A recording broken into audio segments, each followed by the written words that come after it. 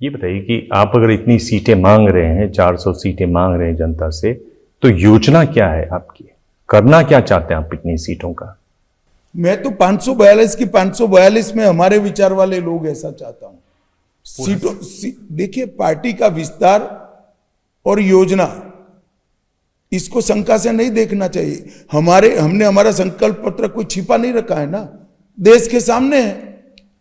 हमने कहा है कि हम यूसीसी लगाएंगे, हमने कहा है 5 साल तक 80 करोड़ लोगों को मुफ्त राशन देंगे, हमने कहा है नए 3 करोड़ घर बनाएंगे, हमने कहा है हर घर में नल से जल पहुंचाएंगे, हमने कहा है हर घर में पाइप से गैस पहुंचाएंगे, हमने कहा है पीएम सूर्य घर योजना से देश के करीब करीब 1 करोड़ लोगों का बिजली का बिल शून्य कर देंगे, हमने कहा है 3 करोड़ लखपति दीदी बनाकर वीमेन लेड डेवलपमेंट करेंगे। यही करना है और क्या करना है।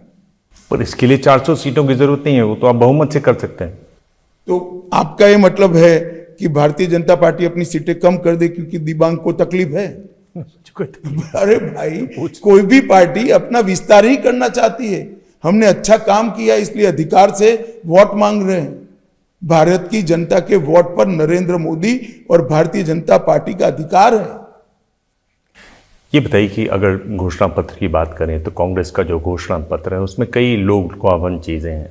उन्होंने नौकरियां देने की बात की, उन्होंने 400 रुपये दिहाड़ी मनरेगा के लिए करने की बात की। इसी सवाल कांग्रेस वालों को आपके माध्यम से पूछता हूँ जी। इंदिरा जी ने 3 पीढ़ी पहले कहा था, कांग्रेस पीढ़ियों से चलती है इसलिए कहता हूँ, ये 4थी पीढ़ी है इनकी।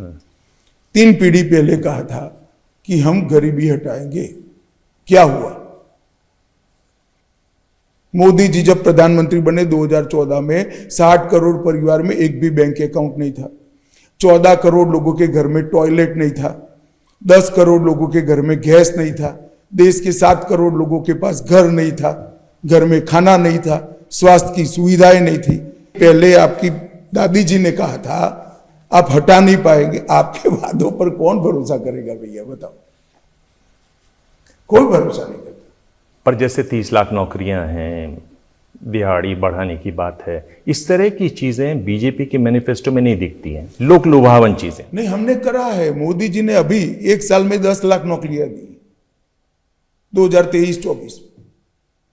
हमने तो कर दिखाया है और ये तो ड्यूटी है।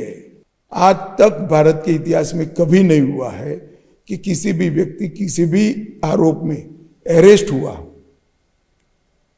तो मॉरल ग्राउंड पर उसने पहले इस्तीफा नहीं दिया।